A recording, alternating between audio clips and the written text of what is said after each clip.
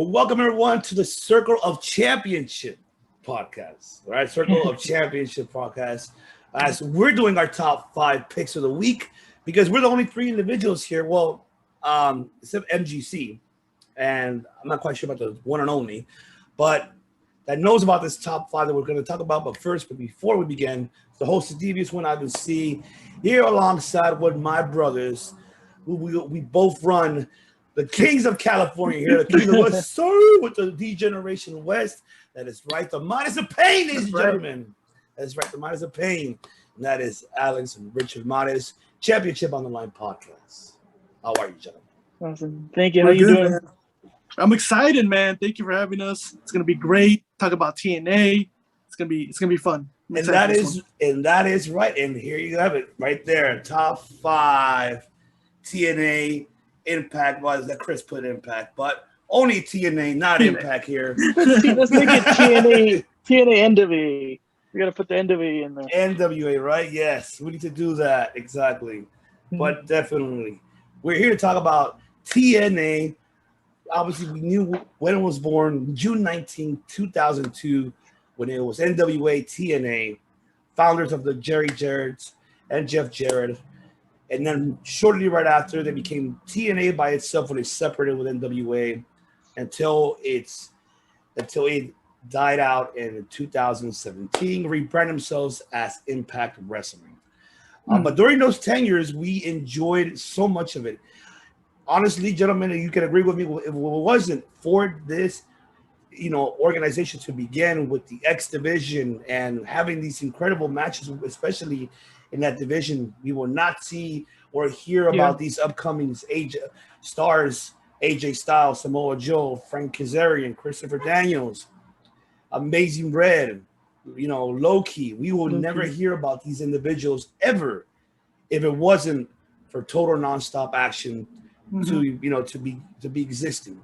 So that's what we're here to pay a tribute to them and giving our top 5 favorite TNA matches, not Impact, or TNA. So I'm gonna go ahead and start it off because obviously I want my guest host to, they'll go, for last. So I'll start off first. My number 5 will be Kurt Angle, Samoa Joe, Lockdown 2008. Ooh. That one I enjoyed. Even when this was like the end of the trilogy era, because if you recall, that was the 3rd match I believe they had. And this time it was on Lockdown. It was in a 6-sided cage, and this was like almost like MMA style. Yeah. Oh my God, I think Kurt Angle did a phenomenal job, and I'm not here to diss AEW, but I'm gonna have to say it. You want to talk about doing like an MMA style type of fight? How they try to do. With Hager and Wardlow, I'm sorry, but this one right here, no one talks about it. Exactly. And it's never brought up in conversation or anything, and it's so underrated. Yeah, definitely, I agree 100%. It's so underrated that match it just had me at the edge of my seat, man. I was just like, oh my God, and then just seeing Kurt Angle taking those punches, though, like those hard hitting punches, and they weren't, those were like real ones right there that he took from Joe. So I enjoyed that match. I can watch it over again and over if I can, if I have the time for it. All right. I might have to add another one too. Another Kurt Angle one here, my number 4. And that's Kurt.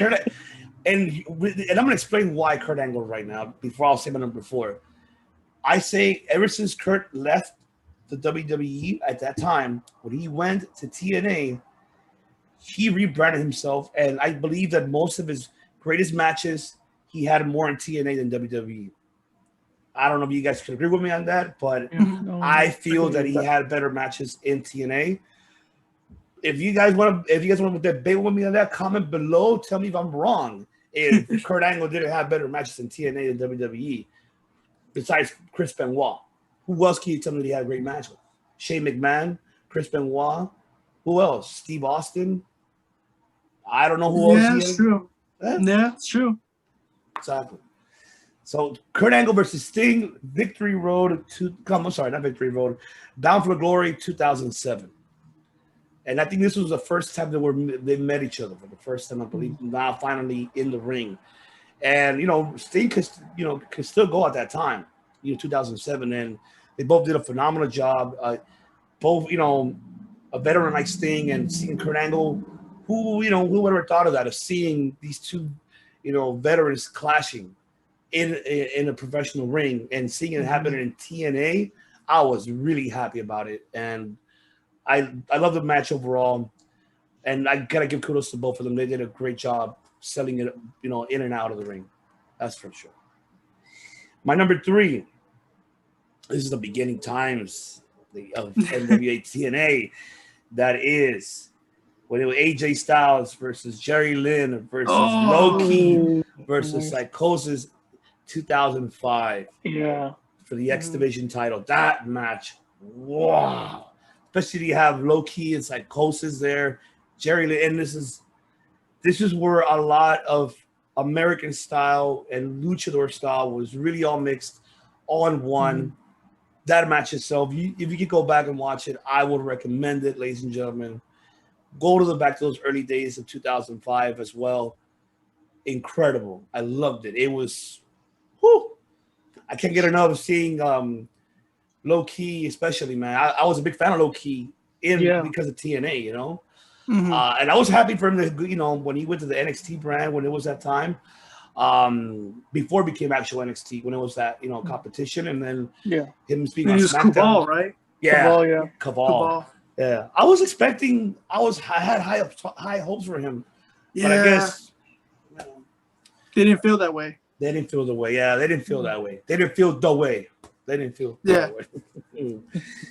All right, number 2. Of course, this is the most famous one that everybody knows.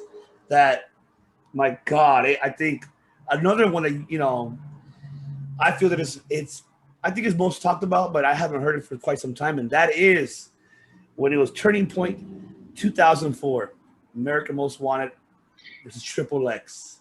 Cage match. Yep. That cage match. Of course. Oh my God, Elix Skipper walking in that thin ass spot right now. Right, just that thin ass bar. Another guy. Yeah. He walks up and he just does it. I was like, oh my God, like this was gonna eat shit. I was like, when I saw him walking, oh my God. He does a Hurricanrana. Oh my God. That match, I believe, I'm not sure if I'm wrong. I mean, I'm not quite sure if I'm wrong or not, but I think that was like one of the top 5 or top 3 in PWI, Pro Wrestling Insider, matches of the year, 2000. Yeah. It has to be. I mean, just overall, the performances of these 4 individuals, man. You can't, and then that American Most Wanted finishing move. Oh my God! From the top of the cage. No. Oh my God! The stuff they were doing. Only if you had a ticket. Right. Jeez, man. And the same thing with Alex Skipper too. Like, he's so underrated. No one talks about Alex Skipper at all. I agree. How good he was. I agree 100%. I haven't heard nobody talked about Alex Skipper for quite some time. I wonder whatever happened to him. I always try to look for my social media. What are you doing, man? I really try to look for him and try to see what he's doing. I think he's in a restaurant business. I think he does a lot of food and managing. That's the only thing that's the only reason why I found the info is because his LinkedIn account. I can't find no social media. I can't find no Instagram, but I found that. I'm like, is that the same Alex Skipper? And his picture popped out, and yeah, that's what he's pretty much doing now. Just managing restaurants and stuff like that. He has a lot of that's pretty much his craft. That's his career now, which is awesome that he found something after wrestling and he's working for his family and all. But like Alex said, it's kind of sad that he's forgotten. You think AEW or NXT would pick him up as a backstage role, and they never did. Oh yeah, I totally agree with that. I mean, I would have picked him up in an instant for him to be a backstage role or an enhancement coach, just because it's. I could tell you that he's kind of reminds me of Norman Smiley, but you get me more of that, but at that era, the 2000 eras, he kind of reminds me of that. And You know, I think It's, if he was given that opportunity, I wish that his career wasn't short. yeah, I think he would have been a former TNA or yeah. NWA TNA champion if he was. I don't. Did he ever become the X Division champion? I don't think he ever did. Right? I think maybe I'm not. I think I I'm don't not 100 know. percent sure. I could picture him winning it. I mean, you think he would win it at least once? Right? Yeah, That's a good question. It's like, did he ever won that championship? I don't think he ever did. Let me look it up right now. Let's see. No, I don't think so. no, he never did. He never won a Wow. championship. Let's see. Yeah. Oh wait, no wait. Hold on. He was a tag team champion and Yeah. He won it. won the World Cup X with Saban Okay. and Daniels and Jerry Lynn. I mean that's it, Okay. but never like an individual title. No. I And know the he's an stuff action with figure. him. Yeah, he does have a couple action figures, I think. Oh man, I'm pretty sure those are rare to find. Rare to Yeah. find. The Unless you Stars- guys already have them. He does. No, yeah. Oh, you don't? No, I have it. I think loose, but yeah, I don't have it mint I in a remember box. going to KB Toys and seeing those TNA figures. Yeah. Oh man, they were so Yeah. awesome. I just hope they bring it back, man. I hope so. So I hope they bring Toys R Us and KB Toys back. Damn it, we need it. they have to. It's a must. Yeah. I mean, they're seeing all these collectors. They need to bring it back. Mm. That's a must. For the people that don't know KB Toys, aside from Toys R Us, they were the best. Yes. Yeah. They were the best. I absolutely agree. And my number one, that is my favorite match. That is Unbreakable 2005. And that is AJ Styles versus Christopher Daniels versus Samoa Joe for Oh, the X I have that Division too. Championship. Yeah, Yeah. That I think I have match, that. Yeah, I think that's also mine. yeah, that's in my. It has to be. Yeah, it has it to. has to be, right? I It mean, has to. I feel like that solidified the X Division. That triple threat Yeah. match itself solidified that title and made it more prestige. Mhm. The insane moves that they done, especially Samoa Joe after that corkscrew suicide dive, Christopher Daniels doing, the famous, obviously, moonsault, the greatest moonsault, and then AJ shooting star press, from the top. Mhm. Like, oh my God. That match I can watch over and over Yeah. and over. I love it. I love it. I love it. And the thing too, as a kid, like when I was like, I don't know, I think I was probably like in the 5th or 6th grade. I remember telling Alex, like, from a child's perspective, you see Samoa Joe and you're like, that's not fair. He's a giant compared to these X Division. He's not a cruiserweight. Like, and then Yeah. I was like, well, it's not a cruiserweight, it's X Division. I'm like, what does that mean? Like, no one's like that big.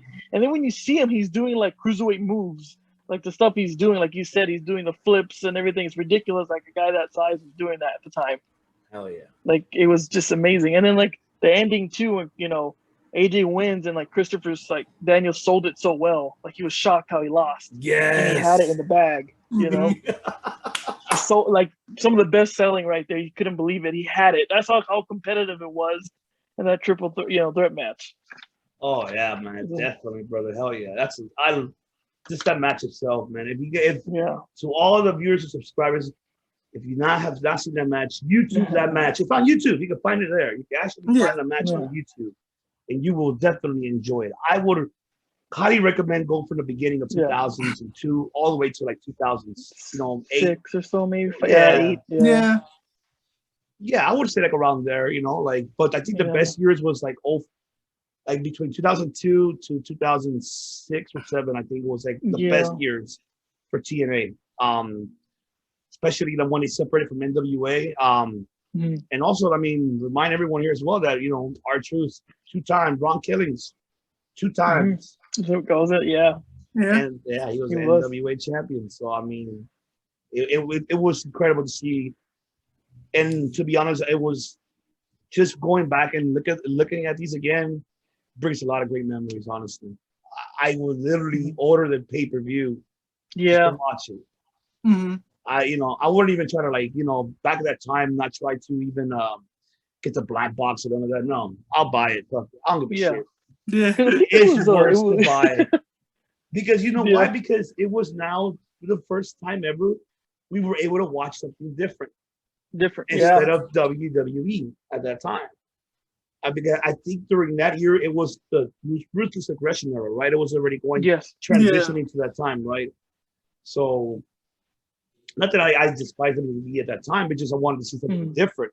Something What caught different. yeah, something that caught my eye was when I saw the commercial. I'm like, oh, you can order it live on pay-per-view. I'm like, what the That- fuck was this? What is this? And they're putting on WWE broadcasting too. Yeah, I think they're trying to put it. Yeah. they were. I think was it on Spike TV, Remember right? better. Or was it I don't remember. Was it USA or USA maybe? Or That was It was. Spike, you I know? think it. No, it was TNN. Remember? oh yeah, And then it TNN. changed. Yeah, TNN, you're right. Yeah. You're right. TNN, Yeah. you're right. Before they became Spike TV, right? That was Yeah. Okay, yeah. Okay, I remember. Yeah, so this one it was hard for me to do any honorable mention. So I mean, I had to choose these top fives because I mean, there's so plenty more out there. It just Oh yeah.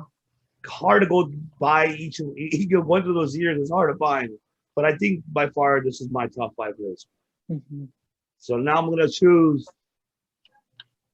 Richard. Let's go, Richard. Let's see what you got. Oh, okay. Cool. I'm gonna start Alex and I really quick introduction to it when you probably remember Ivan when it was like I think it was like the $10 like weekly pay-per-view.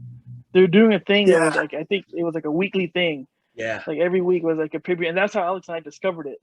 I think at the time it was like in the Fox Sports Network and FSN, like I don't know, DirecTV. It was probably like channel 600 or something like that at the time.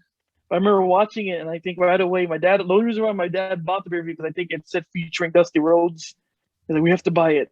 And then I saw Shark Boy. I'm like, who's this guy? And I saw Abyss and AJ Styles, and right away we were hooked, and we had to Jeff find Jarrett, it somehow on TV. Yeah, Jeff Jarrett was there. Raven. So when we saw the pay-per-view, like we have to find it. And Alex was always a whiz on the cable box finding it, and it was like channel like 500 on FSN network, and we got hooked. It started in that year, especially 2006. Alex and I think I was in the 6th grade. Alex was in the 3rd grade. We saw the toys, so I'm going to show off a little bit. This is hitting stores all across. Of course, how to get AJ and Samoa Joe. This is hitting all over, like Alex said, KB Toys, Toys R Us. I remember watching Toys R Us walking in, and I knew about when we discovered the pay-per-view around the same time these came out. I was like, what is this? Like you said, it was something different, Alex and I were a little after WCW, so this is our WCW. This is our alternative, This is like something different. Like we were telling people, you got to watch this. Like this is something amazing. This is jerk named Jeff Jarrett that pretty much bought the company, made him some champion, and then you have some guy in a mask that's like a kind of like a different version of Kane. Monster, he's a monster, and then you have Raven who's coming back. Like it was best of both worlds of old talent and new talent coming alive, And by saying that, my number 5 is going to be Against All Odds, 2006. Christian Cage becomes his dreams after 12 years in the wrestling business. NWA champion defeating Jeff Jarrett with the kill switch. Oh yes, love it. Yeah. I had to do right away. I've never seen the little promos and like Christian Cage is coming. Like, who's this? And I don't know if you agree, Evan. I think he had like his best moments in the NWA TNA. Cage like really killed it there. I agree. I definitely agree with you because I feel like after he left WWE, went to TNA, he rebranded himself. He cut the hair, long hair. Yeah. He was, and honestly, if you notice his physicality, he got in shape while he was in TNA. Yeah. And he started doing all these moves out of nowhere. Like, what's up with that? Like, I never. Yeah. You've never done that in WWE. All you've done is a crossbody. That's it. But I'd never seen you do a frog splash or do like the sky, like a sky high or like the kicks and the ropes. Like he really evolved like when he left and going. And TNA was the best run for him as well, in my opinion. Mm-hmm. Oh yeah, I mean, he was like at a moment like always an edge of shadow, and then they didn't see main event or world champion. There was that thing you probably read about it, and Alex.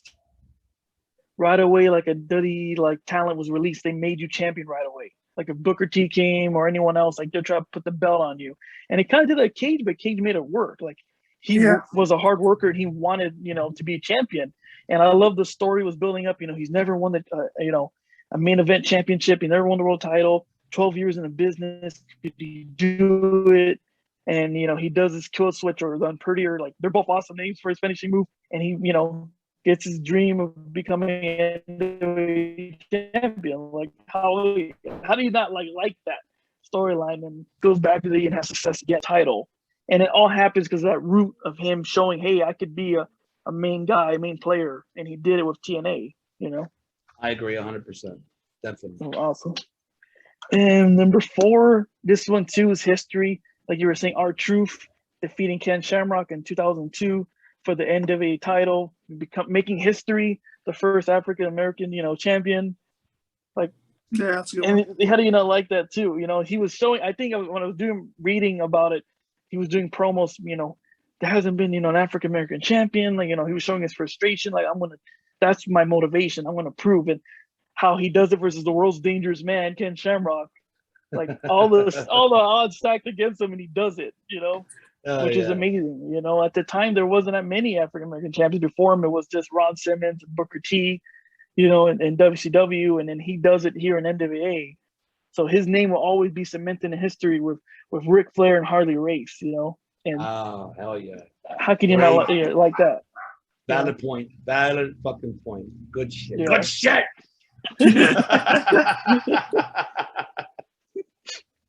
Oh yeah, love it. Number 3, you have to put Sting in. Sting. He had a good matches whether he was on TV or a pay-per-view. I think this was just a TV match I was looking up where he faced it was Impact taping 2006 versus Christian. So both of these guys were like in their prime. And how do you not like the Christian Cage versus Sting? Yeah. Yes, it was a great match. It was a great match. I agree. Anything with those guys. Number 2, I got 2008 Lockdown. Kurt Angle versus Samoa Joe. There you go. We had to. I think that's probably, I don't know if it's Alex's list, but it has to be. I mean, if I was doing a research, almost every website or every YouTube, you know, count, Kurt Angle was like on every, like, he's at least in 2 of them on top 10. There was one list, he was out of the 10 matches, he was like in 5 of them. That's the best, you know, TNA matches. Like that, Kurt Angle never had a terrible match. I don't think he ever did. And for him to be in multiple lists, it's just ridiculous how good he was.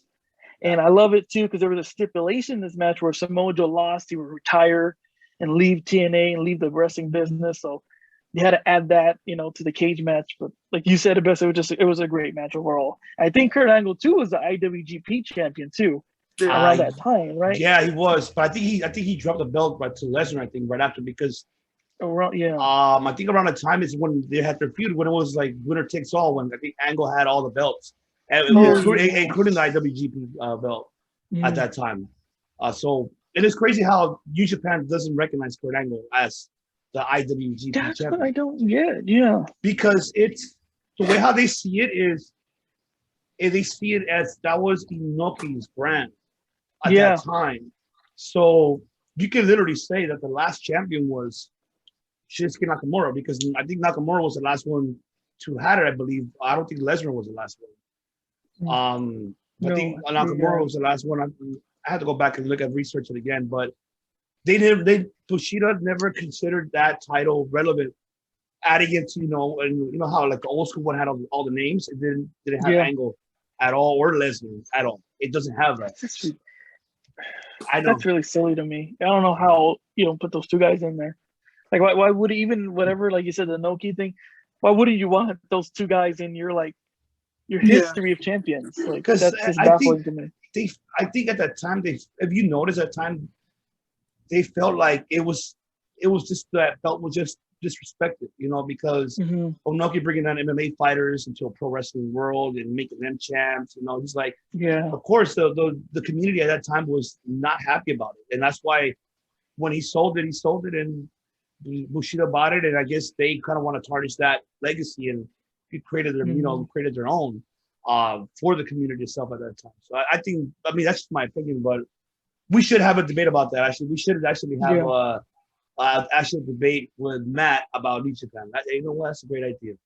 Good shit. Good shit. See, another good shit, Rich. Awesome. Awesome. Number 1, I think we have the same pick. 2005, Unbreakable. Styles defeats Samoa Joe and Christopher Daniels for the TNA X Division Championship. Like that's just. I think we said it earlier, just how great that match is. I think around that time, AJ had a great match of. I think those were like his best friends in real life too. He said, even he said, I think in a shoot interview, was like, I will never have a boring or terrible match with Christopher Daniels, Kazarian, or Samoa Joe. Like that's not possible. Like how we click and link together, and it shows with this match. This is a perfect match. If you want to see like the golden age of TNA, you got to show any fan this match, and they'll fall in love with these three guys. And I can't say any more about it. Like how great it was. Oh, yeah, definitely, 100%. If you want to introduce someone to the old school TNA, that's the match. That's the match to see. And I'm gonna show that to Mike. I have to show. Hey, you gotta watch this match, Mike. Yeah. I'm gonna have to show it to him. Like, here, look, check this out. And I think he's gonna have to.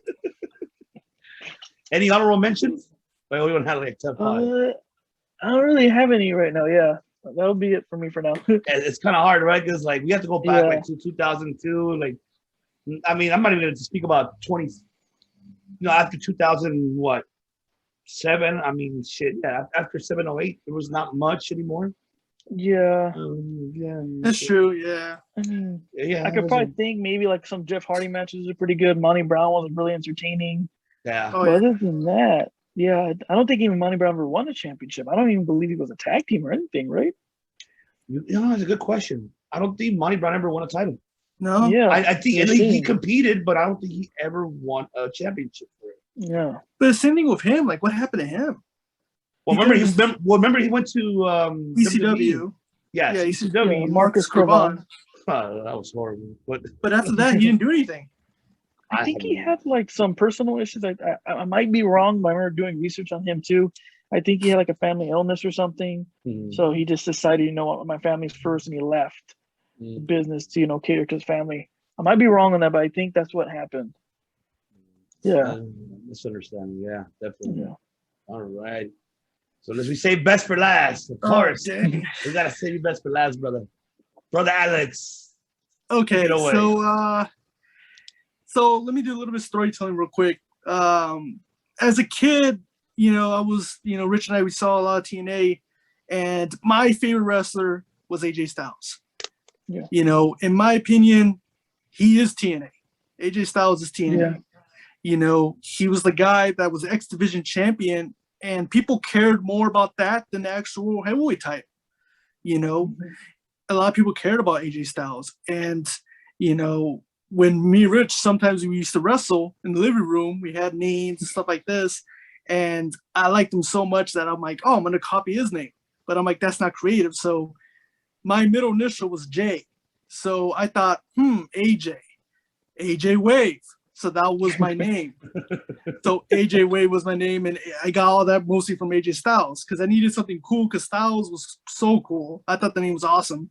So Wave was like the second one that popped in my head. So AJ Wave, all for AJ Styles. And I know Richard's name was RM Cool. And we had a tag team called Cool Wave. Yeah. That's awesome. Hell yeah. It worked out because we're like a Hell yeah. Team, so Cool Wave. So if we were ever wrestlers, that would be our tag team name for sure. You guys should make a promo off of that. I would love to see that. Yeah. We could probably do something. We did like hundreds of them. Yeah, we would like rehearse and write them down. Like, Cool Wave's in the house. We're the best Cali team, and so on. Like, yeah, we had like our tag team titles. But the problem is, it was just me and him, so we were always going against each other. So we never really teamed as a tag team. Yeah. Oh yeah, I love it. I love it, man. Yeah, so like this whole list, I'll be honest, like I said, I'm a big AJ Styles fan, so definitely this list is gonna be a lot of him. But the first one I have to start with Final Resolution 2005, the Ultimate X match between Styles, Petey Williams, and Chris Sabin. Oh my God, I forgot. Chris Sabin too. Forgot about Sabin and Petey Williams. Petey Williams. Those guys. Those three guys, were the face of the X Division. Guys like those guys, Daniels, they pretty much, brought X Division to the top. And that match, when he won the title, especially the way he won it, the title just drops and it lands on AJ Styles' hand, Mhm. and he won it. I was like, oh my god, that was awesome. So like Hell he would yeah. have like it was that easy. Like it was so cool. And like yeah. So for me that match was crazy, and I was a big fan of it. I mean, all of them were. I mean, that's the good thing about TNA is they brought every wrestler from every type of style, Japan strong style, or luchador style. You know, anytime they brought so many wrestlers from different countries, different styles, and that's what made TNA great. That's what made it different from WWE. You know, and so yeah, so definitely pick that one as number 5, Ultimate X match, Final Resolution, when AJ Styles won. It's for me, that's number 5. Number 4 again, same thing like Rich, Christian Cage. You know, Yeah. he gets cut, joins TNA, and he wins the title. As a fan, especially, you know, towards the end when everyone comes and all the fans are there lifting him up, and he finally has that moment, you know, when he's a world champion. I think, you know, everything was perfect. The storyline, the ending, the match was great. You know, that's something you could be in a movie, you know, like, you know, finally gets his moment. Yeah. And, you know, and it's not like it was a short reign. He had the title for a while, you know, so, you know, and he was so successful. And that's the reason why probably WWE gave him a chance to become champion, because he did such a great job that when he went back to WWE, he was champion over there, you know. So again, that's why TNA gives people chances, you know, because WWE won't give them chances. So they go in TNA and they'll give them the belt and to see what they can do with. And all of them became successful, you know. So again, I'll go with that one for number 4. Christian Cage versus Jeff Jarrett. Awesome. Number 3, man. Again, this is hard, but man, I'm gonna go. I'm gonna go with Jerry Lynn versus AJ Styles. Like you said, again, Jerry Lynn, in my opinion, very underrated. Never really gets talked a lot about. I mean, I'm glad that he's in AEW doing his thing, but I think every match he's always had great chemistry with everyone he's pretty much worked with. I mean, even the matches he had with AJ Styles, you know, guys, he had matches with Daniels, like they're always so great. They're always exciting to watch, you know, and, you know, in my opinion, he's very underrated, but that match was, you know, all his matches he had in TNA were, in my opinion, 5-star matches. They were so great, you know. So again, number 3, I'll go with Jerry Lynn, AJ Styles. Number 2, I'll go with, oh man, it's so hard. I want to go with AJ Styles versus Christopher Daniels versus Samoa Joe. You definitely have to put that match, especially the chemistry they had, all 3 of them, Samoa Joe, Daniels, Styles. I mean, I remember buying their figures because those were like our favorites. I know Rich and I, you know, getting Samoa Joe, replaying that match with our figures. Again, I'll go with that one, number 2. Number 1, man, I'm going to go with AJ Styles when he defeated Kurt Angle for the TNA Heavyweight Championship. Oh my God, yes. That was a badass match too. I remember watching that, Rich and I watching it, you know, the storyline, everything going, and, you know, he beats him. He goes front, top rope, does his front flip, lands perfect, wins the title. Christopher Daniels is there. Everyone's there. You know, the confetti drops. He has that title again. As a fan, I was like, oh my God, he did it. AJ did it. He's the best. And as a fan, I was, oh my God, I was freaking stoked. I was so happy. And yeah, so watching that, it was, oh man, it was awesome. But yeah, definitely AJ Styles, number 1 for me. AJ Styles versus Kurt Angle. Awesome. I love it, man. Hey, I fucking love it. I forgot about that match too. That match was actually great. That match was fucking insane just to see that. And that was a dream match that I've been wanting to see. I want to see Angle AJ. And then when it happened, I was like, holy shit. I went for, oh my God, I lost my mind when I saw that pay-per-view. Even like, you know who else too? I don't know if you can add us an honor roll, but I could say as well, like, I think Jeff Hardy and AJ as well, because we always wanted to see that, like, because, you know, AJ was your, you know, that's the flying high flying of TNA, and Jeff was still at his prime when he came over.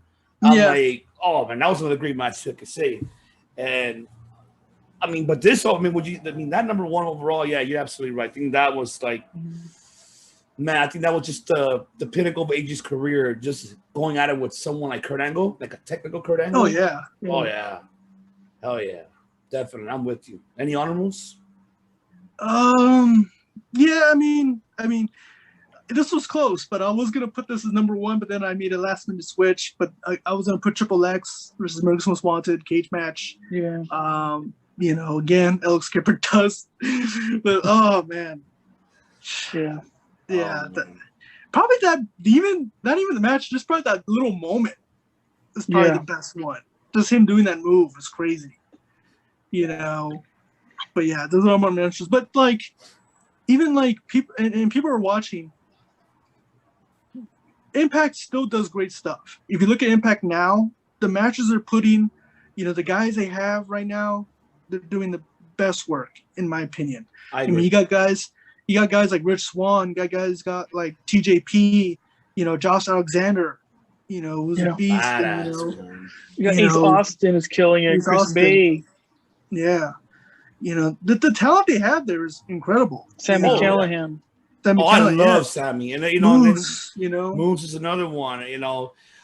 It's just an unfortunate, I mean, I think what they're trying to, I mean, obviously they rebrand themselves.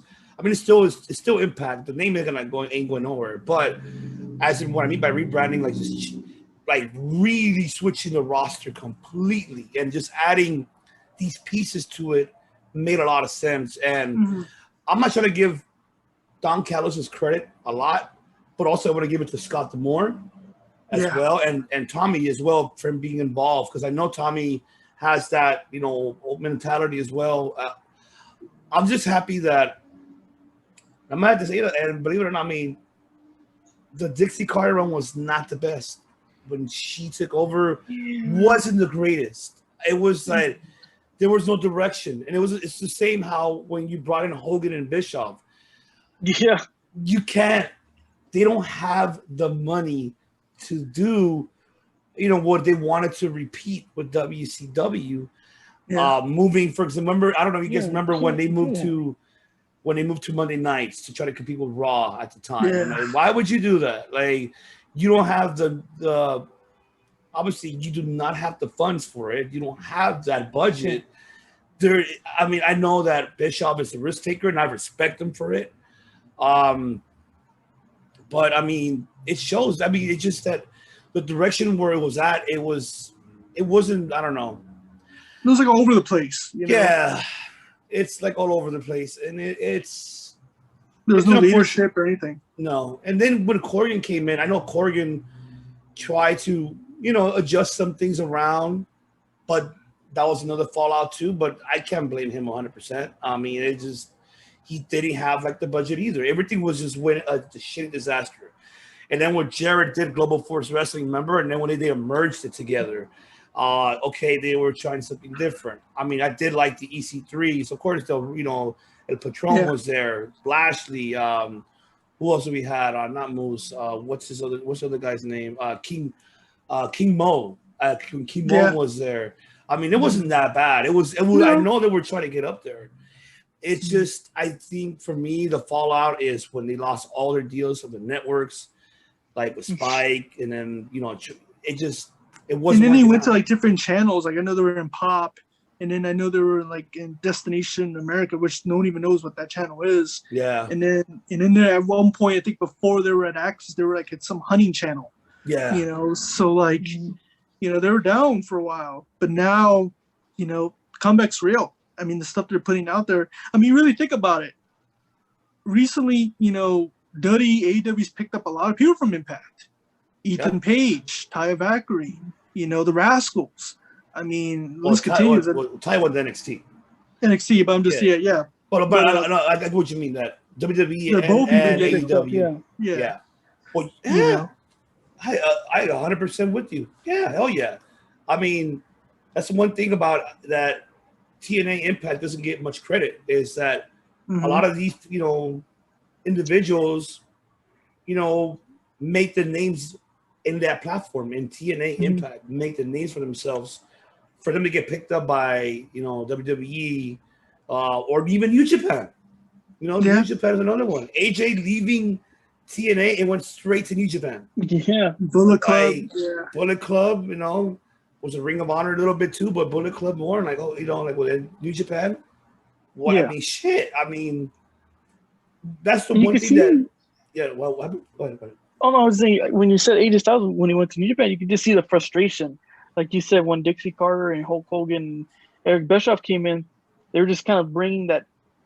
It works at moments, but not if you want to get your company to that mainstream level where you're facing WWE, where you're actually competition, where you're bringing back like that nostalgia feel. Like just bring back Kevin Nash and Booker T. That's not going to work all the time.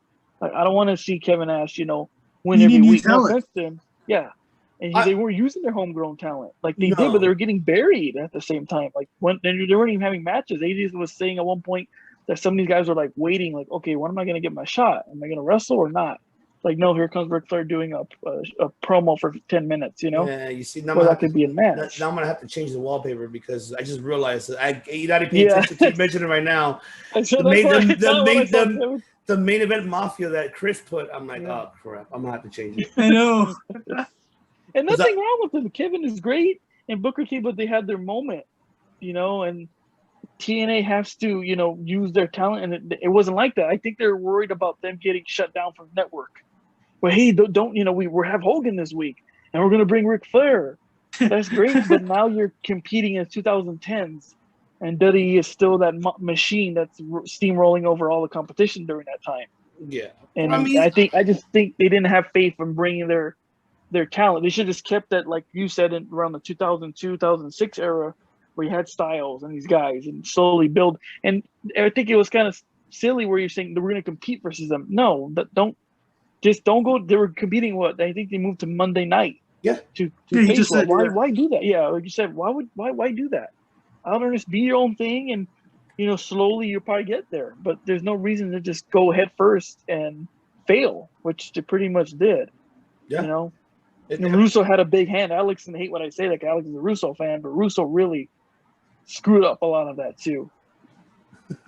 He had a big part of that, and Alex knows that. I just don't get me wrong. I know he made like some dumb decisions, a lot of them, but a lot. But I just think he created Attitude Era. He created Stone Cold. He did a lot of good things. He created The Rock. You know, I just think he was misunderstood. That's what I think.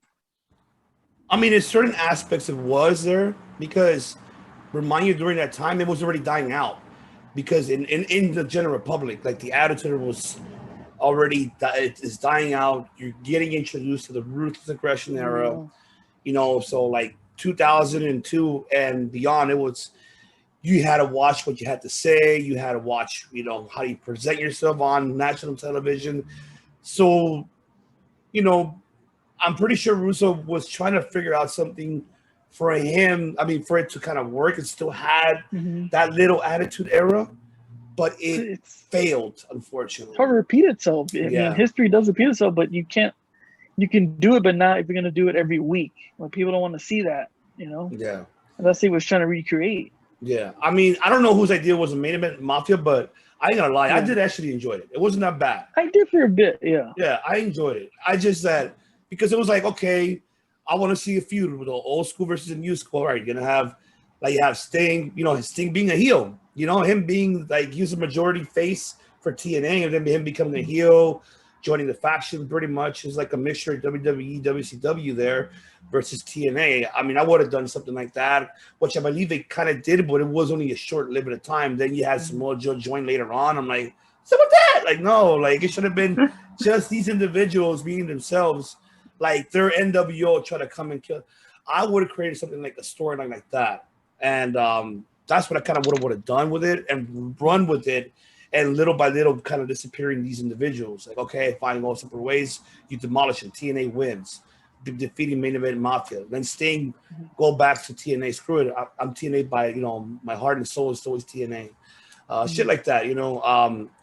Another one that I actually did enjoy was actually we forgot about Bully Ray's championship run. Yeah, he did. I was thinking about the Dudley Boys, yeah. Aces and Eights. I think that Aces and Eights, yeah. I enjoyed it. I had nothing. Aces and Eights was great. I mean, yeah, it kind of reminded me of like Disciples of Apocalypse, but no, this was this is different. I mean, yeah, you had former WWE stars, but it was great. I enjoyed it. Bully Ray's TNA run as a champion was enjoyable to me. Yeah, it was good. It was good. It was great to see him as a champion now, and Devon being beside him. Yeah, don't worry, buddy. Yeah, I'm with you. That's awesome. It's awesome to see that. And then the storyline before Devon joined Ace and Eights. Remember that storyline, Bully Ray versus Devon, and then how he beat up his kids at that time when they were teaming. Remember? Yeah. Oh my God, that was heartfelt thing. I was like, where he handcuffed him, I think. Yeah. See, those are the ones I can say I enjoy. Those are the moments. Yeah. There's like diamonds in the rough here and there, but then like they're trying to like you said, recreate history when they bring back where they did that kind of ECW reunion.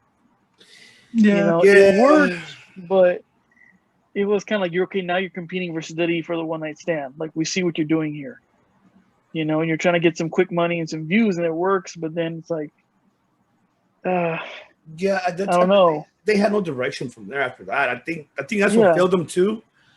And I don't know if Tommy was involved in that. I'm pretty sure he was. But if he was involved in that, I think that was not the best move to do.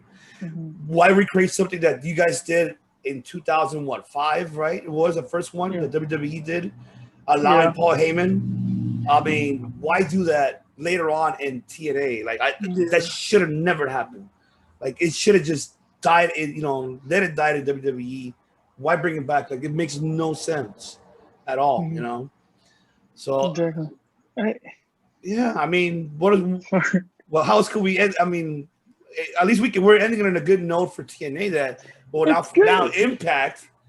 Yeah. That I'm glad that Scott D'Amore is there and everyone else that's involved. We're seeing now New Japan getting involved because Don Callis has a great relationship with Bushido, letting them get involved, and hopefully we see NWA get involved in that picture too, and AEW as well. I mean, the only thing that I don't know if you guys agree with me that I debate is like, why have we not seen any Impact talent in AEW? That's where I'm waiting for. Yeah. I'm waiting for that invasion. Yeah, me too. I'm waiting for that invasion, and I'm hoping that it happens. And people that are watching this, I mean, go back and actually cherish these greatest moments from TNA and Impact and currently now, and support them because they're a whole different brand. They're not where they used to be at. Yeah, they're not. No. They're really trying to rebuild, and like Alex said, like they gave guys, opportunity like Cage did, and they're doing the same thing with Callahan, and they did the same thing with Rich Swann, giving him the championship and giving him a run. And the best way I think just to describe that company throughout its years is kind of like the island of misfit toys. They had and they were accepted and they had free range and to do whatever they want. They needed that where WWE didn't give them, or maybe WCW didn't give them at the time. You have these young guys coming in, but like right now you have Ace Austin and you have Chris Bay, but then you have like Ken Shamrock still hanging around helping these guys. You have Tommy Dreamer still there helping these guys. The same thing back then. You had AJ Styles and Low-Ki and Petey Williams, but then you had Kevin Nash kind of trying to mentor them, or a perfect one is Kurt Angle. Showing them, hey, this is how you do it. To be on the top of the mountain. And look what AJ is at now. You have some of the old wrestlers, some of the new wrestlers, and it makes for a great company. But we all know, like we were just talking about, there's bumps in the road, and there's some backstage, bad movements. Like another moment I just thought when New Japan was with TNA, and that whole deal pretty much went down the toilet. When they had Okada, I think at one point, and they didn't do anything with them. I think they had Nakamura too. And New Japan was upset because they were pretty much burying the talent. I think they gave Okada the Green Hornet Bruce Lee gimmick, and that they said, screw that, we're taking our talent back. Yeah, they dropped the ball on that. They dropped the ball a lot. Yeah, there's some moments that's what kind of buried the company. And whose idea was that? Was it Russo? Was it Russo? Tell me what's Russo. I'm not arguing with you guys. I know, like he met. There's a lot of things he did was bad, company. but you know, he also had good moments too. You know, it's good, but yeah. And for another guy, I was looking right now. I forgot Rhino was NWA champion at 1.2. Yeah, he's another guy. He will go down in history as a champion. Like, how crazy is that? You know, he was a main eventer at one point. Yeah, he had a good run too, and he has a good run now coming back. You know. Yeah, I definitely agree. I'm researching to see what yeah, I just was, saw but whoa. But other than that, what I'm looking here too as well that I totally forgot, and I just mentioned earlier when like Skipper is about the TNA X World Cup. I think that was like for me one of my favorites too. Yeah, me too. Yeah. It's so underrated. No one talks about that. Yeah, like Hector Garza. Oh my God, hell yeah! And then you had Aguila. You had I think Beastmo, rest in peace. The OG one. Just Shocker. A lot of Shocker as well. That was another underrated like tournament that I enjoyed because it was Mexico, Canada, Japan, and USA. It was awesome. It was awesome. I actually enjoyed those as well. And then right there too, they dropped the ball on the relationships there because that was a connection there. I think it was Triple A or CML. That's what I'm trying to remember what promotion was. Triple A, I think. Triple A, right? Yeah. So there was Triple A. Or you don't know. No, you don't know. I think it was CML because CML, right? I think Shocker was in CML. I don't think it was ever. Oh, yeah. You're right. Yeah. You're right. So we'll probably have CML and then, and New Japan. And, obviously they had their own Canadians. Oh, Team Canada, another one. Scott D'Amore, Scott D'Amore. Oh, I love it. Hell yeah. Bobby Roode, and Eric Young. Yeah.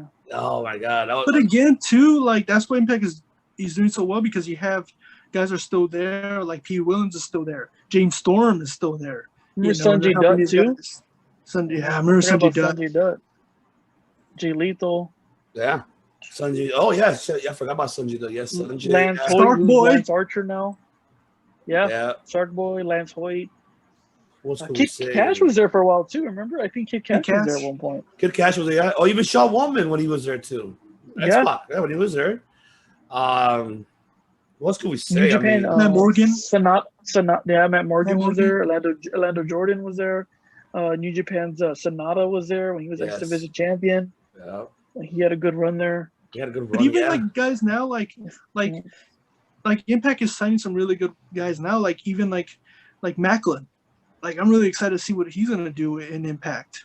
I think he's gonna do a great job. I think him going to Impact, I think it's a right move because he has that charisma that he was not allowed to use in WWE. In NXT, and NXT either. He has that, and I feel he's gonna do a great job. And Impact's gonna give him that opportunity to do, for him to do his thing. Yeah, it is like look at W Morrissey. I mean, look at Big Cass. I mean, he looks in great shape. I think he will be another great star in Impact. But the only thing I pray for, and I knock on wood for him, is stay healthy. Don't tear no muscle in the bottom below. How he did how he messed up with when against Enzo. I don't want to see that. No, I don't want to wish bad for him, which I'm not. That's why I'm knocking on wood. Like if he stays healthy and continues to dominate how he's dominating. I'll see him have a good run. Yeah, he's gonna have a good run. He could be a great world champion. He could. And we can see what he can do solo. Yeah. Yeah. Hell yeah. He doesn't need like he doesn't need like an Enzo. No, like no disrespect to Enzo. Doesn't need an Enzo. Great in mic, but I mean, I think just them by themselves could do great. Oh yeah, them by themselves could do great. So I'm loving this roster by far. I mean, even when was like how we forgot about like I said EC3, but another one, a great EC3. one. Yeah. How he left, and left WWE and then made himself EC3, and great run that he had, great feuds that he had with. He was kind of like a similar version of kind of like MJF. There you go. Yeah. I love that. I love that. Great analogy of that. Great fucking analogy. Hell yeah, you're absolutely. He was like the MJF of TNA. Yeah. What's his face? With Spud. Which is, Rockstar Spud. Yep. Drake Maverick. There you go. Yeah, that was another great one there too. And There was so much good. There was a lot of good things of TNA. And when Now you you gotta talk go and about watch it, TNA so much. I want to go back and watch some clips. I want to go back and actually go watch those clips. Shit, man, those were really good. I mean, But even one, oh, go ahead. oh no, just real quick. I keep on forgetting. I'm trying to think. The women's division. oh Like, yeah, they were Yeah. ahead Hell of WWE yeah. for the women's revolution. They're Gail, way ahead oh of my hell yeah, Gail Kim. I'm Angelina happy. Love, the Angelina beautiful Love, people. the beautiful people, yeah. Mickey James. Mickey James as well. James, Victoria was killing it there as Tara. Yeah, hell yeah, You- and Miss Tessmacher. yeah, Yeah, even Awesome Kong. Awesome Yeah. Kong was amazing Awesome there. Kong, yeah, and trying to remember who else was really great over there. I Yeah, there was mean, way more. I'm like, yeah, there was more. I know there's more. I wish Mickey James' run would have been better though. I mean, Yeah. she was doing great over there, but oh man, if only we knew like, shit. I'm trying to go back to the TNA ones. Like, who was it in women's roster too that I'm trying to remember? But even like now too, though, it's good now. You know, Diana Peraza. Oh, Peraza. yeah. Look what they're doing with her. Rosemary. Yeah, Oh yeah, the early stages of Rosemary I enjoyed, and yeah, and even right now currently, Diana, even Tessa Blatcher's run as well. Even I know people bash her to be the first woman to win a men's title, but who gives a she made history. yeah, So let I her liked be. it personally. I liked it. I I mean, didn't have a problem yeah. Who with it. cares? yeah, I didn't If care. Santina Morella could go to WrestleMania and win a Santina, then she can, win a men's title because that was terrible. But yeah. this is what people say, oh, it doesn't seem the matches that she put with all those guys, especially when she was Henry, it made you believe like she could do it because all the matches were freaking awesome. I don't think she's ever had a bad match, especially when she was champion, even her run trying to get the title. I think all her matches were great, and that's what kind of made it like, oh, we can see it because she can hang in there with those guys. Yeah, I think that's why people put it down, and it's like, no, man, like her matches speak for itself. and not only that, if you think about it, they were the only promotion that were doing intergender matches. Yeah, You know, that's true. That's yeah. another thing that is most exposed in national TV. Like, Yeah, no one ever thought of that, So they broke those barriers, and that's why I love Scott D'Amore and Callis for them to take over as executives because they kind of knew they need to go this direction and find a different way to, revive the brand. And they did. I feel that they're doing a great job now and then the roster with the women's too. I mean, now we're seeing more like Jordan Grace. We saw her having intergender matches. I think she won the X Division title one time, right? Just recently. Well, no, and it didn't count it, right? It didn't count. Oh, that would have been dope. Okay. Because I didn't agree to it. Like we didn't agree to a title match. That's pretty much I think it was Raju, right? Yeah. Yeah, right. I love that. I love that guy too. Man. He's awesome. Awesome too. Guys like but then again, like you have guys like him and guys like Johnny Swinger, who's a veteran. He's fun. And He's awesome. funny as hell. Oh yeah, and then it was a Fire and Flavor. Oh man, Kara Hogan, and Tasha Steeles. I mean, this women's roster is stacked too, man. I feel. I have a feeling that Chelsea's really going to show up eventually, and she will. And I think she should be like how she was planning to be on NXT, be herself, not with that lipstick. I loved it. Don't get me wrong, I did enjoy it, but I just hope that she comes with more aggression, like ruthless aggression. Like I want more some of that. Impact has the opportunity. Like they could pick up the Iconics right there, build up your tag team division. Why not? Billy Kay and Peyton Royce, get them. Why? Might as well. They fit perfectly in Impact to build the women's tag team, division. And I think they would fit perfect. And alongside with Emma, with Tino Dashwood, that's a great faction there, and then them picking up Rachel Ellering. And then imagine Chelsea Green. So you have that's another trio what's going to happen. And Jazz too's in there. Yeah. Jazz is, she's the coach. She's more the backstage role, and I'm happy for her. She's doing great there. Doing great, phenomenal work. So, you can say right now that, like I said, we've been saying it right now. Impact is doing a great job, and it sucks that the numbers ain't there of what they want, but it's they need that. I feel in order for them to get that, they need to have Impact talent go to AEW. Yeah. I think they need that. Try it out, test those waters, see like if they could get a more recognition on another platform of TNT. You never know. People might be like, "Oh shit, I want to tune in here." That's what I want to see. We'll wait and see. But now, ladies and gentlemen, yes, let's go to the wheel and see what's the next top 5 coming up. Let's find out. Let's see. And of course, we will have the Modest Brother joining us for that for sure. So let me go ahead and share my screen for a moment here. Here we go.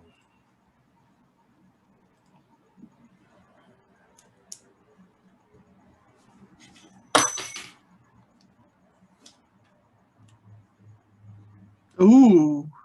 We should sign. Oh, AEW. With AEW. Okay. Nice. That's okay. I like that one.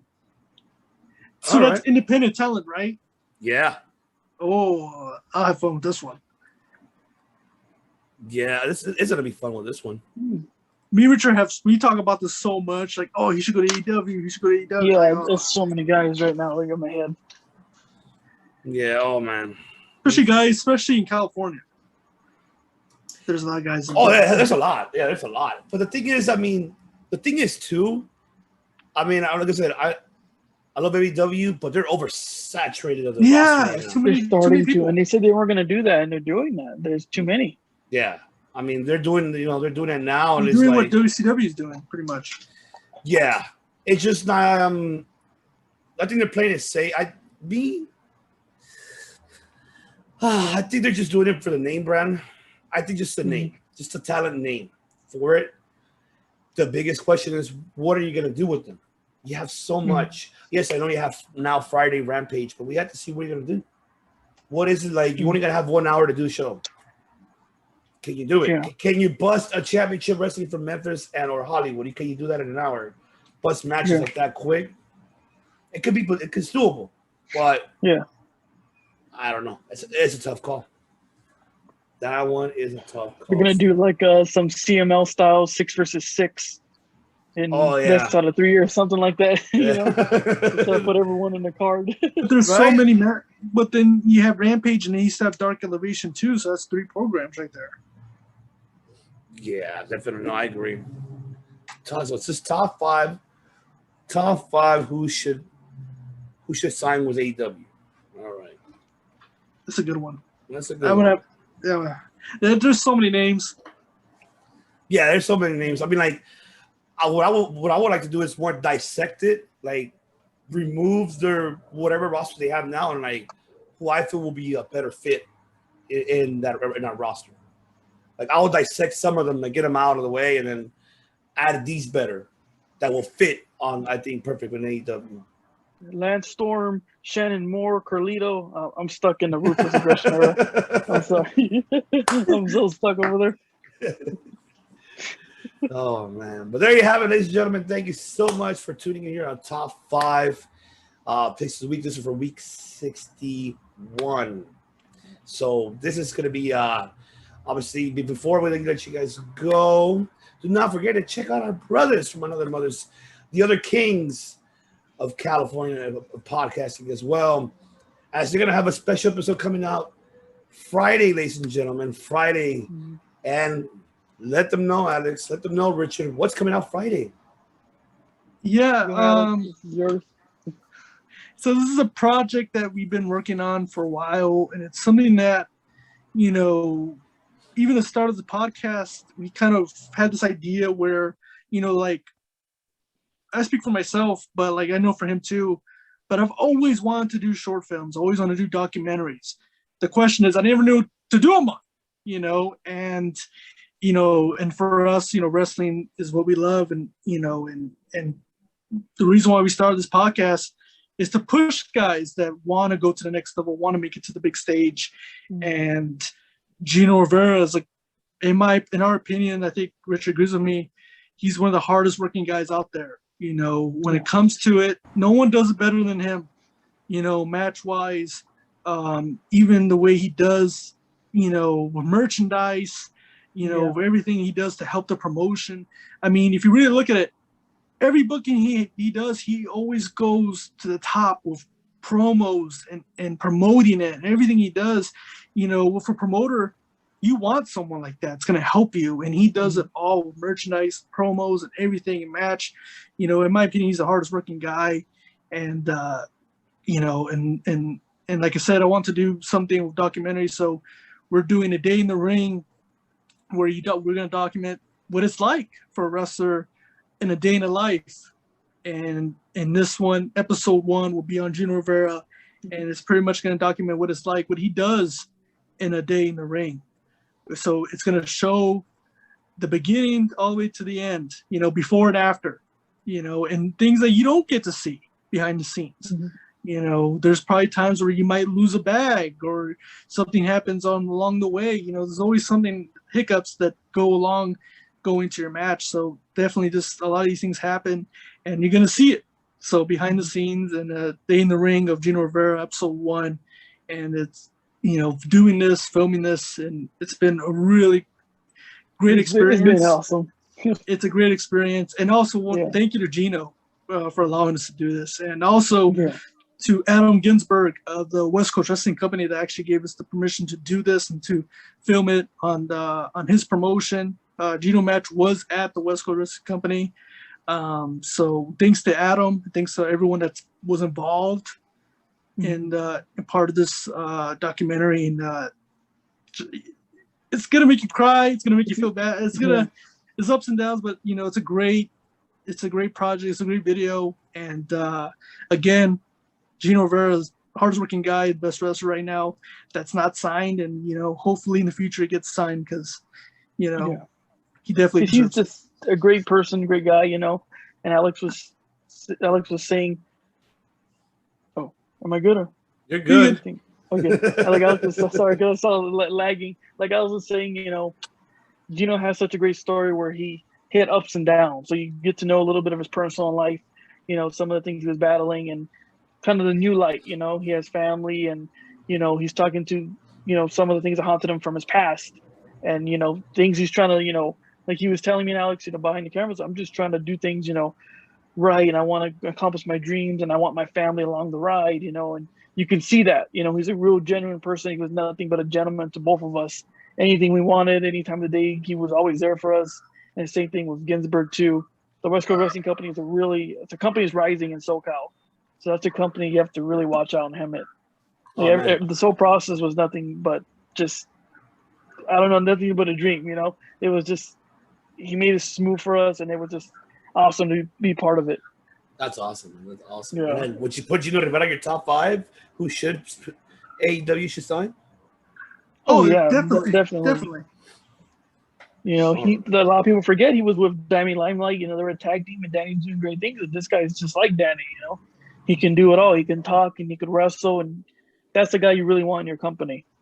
Yeah, definitely. And also, you know, with him, you know, he's around he's about 5'7", but when he's on the mic, it sounds like a giant's talking. Yeah. You know? Yeah.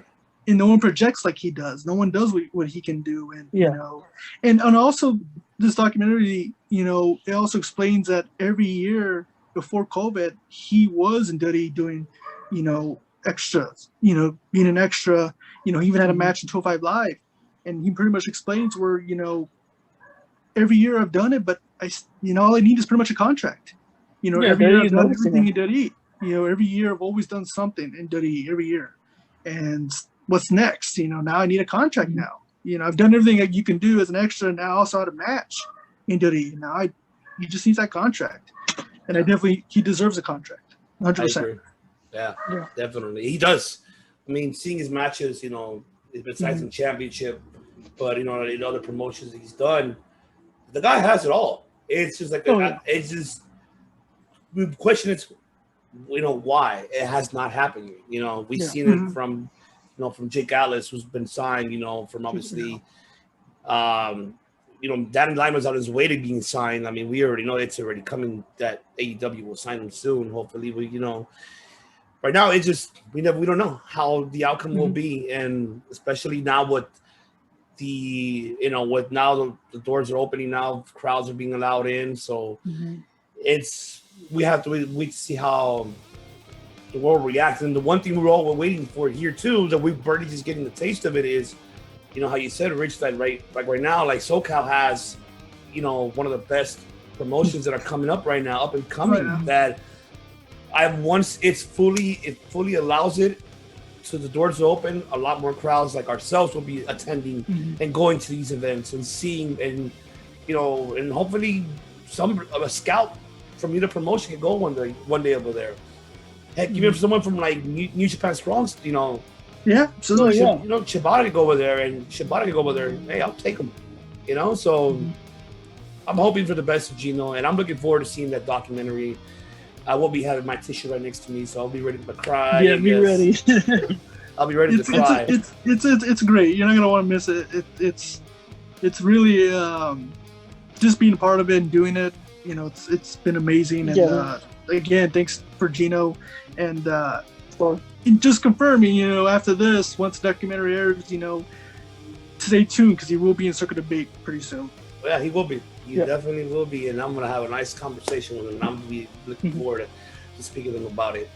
And also, on Saturday for them, ladies and gentlemen, for all you SoCal Pro Wrestling fans as well, Saturday around the area, of course, the Mazepins will be at Jimmy's World Order, July 10th, Saturday. Do not miss it. Give them the hours, what time you're going to be there, and what are you going to be having in store for all the SoCal Pro Wrestling fans. You want to go for it? So AJ Wave and Arm Cool will be at JWO on July 10th from 2 to 5 p.m. And if you want to come, Atlantic Boulevard, you want to come, go get some t-shirts for $5 or go get us some action figures. That's definitely a place to be. If you want to come and give me a chop, or you want me to chop you, that's totally fine too. We can do that too. Help me, I'll give you a handshake. I'm not, don't ask me. But yeah, definitely come check it out. July 10th from 2 to 5 at JWO. We're going to be selling t-shirts, so many action figures, wrestling figures. Lots of action figures. And such great prices. So definitely come check it out at JWO. It's going to be exciting. We're going to have a good time. And definitely come. It's going to be awesome. Definitely. Yep, it's going to be great. We're there. And then also the next day, Sunday, Leo Rush would be there. So a great weekend for wrestling fans. Oh, absolutely. 2 days in a row, you guys will be in JWO for sure. Definitely. So make sure you guys go and attend, ladies and gentlemen. And also subscribe to our brothers' channels. All the description will be right below in the video. And also all their social media platforms will be right below. Follow them on Twitter, the Championship on the Line Podcast. Instagram, Championship on the Line Podcast. We're waiting for Facebook, man. We're waiting. Facebook, yeah. No one uses Facebook, man. We have Apple Podcast. But yes, on YouTube. You can find them on YouTube as well. Subscribe to the YouTube channel, as they have great, incredible interviews to have. And the recent ones that I love was the Howdy Price and Anthony Idol and Jordan Clearwater. Man, great interviews. Man. Love it. It was like by far the greatest. And also, besides pro wrestling, they do MMA and boxing for all you mixed martial art fans and professional boxing fans. They have one of the greatest boxers and upcoming rising stars in both of the sports. And so you make sure you tune in, and also find them on Spreaker, Apple Podcasts, Podbean, all your social audio platforms, podcast world. So make sure subscribe. And also subscribe to Circle of Bait. Okay, you watching this? Subscribe to them. You're watching this video. You're already here already. Right there. All you have to do is just press it and subscribe, and you get all the videos, all the notifications, everything. Every time Circle of Bait drops something, you get notification. So please subscribe to Circle of Bait. It's AJ Wave telling you. So please go subscribe. Thank you. There you go. See, there you have it. Because we hear the D-Generation West, the Kings of California, here that running California, here the West Coast. That's what we do right here, because we are Circle of Champions. Because we are the Circle of Championships. That's right. But once again, ladies and gentlemen, thank you so much for tuning in. And we will see you on Friday morning for our episode 62. And also don't forget to tune in right after, tune in to Championship on the Line podcast for that documentary of Junior Rivera. You don't want to miss it. Thank you so much for watching. Till the next one.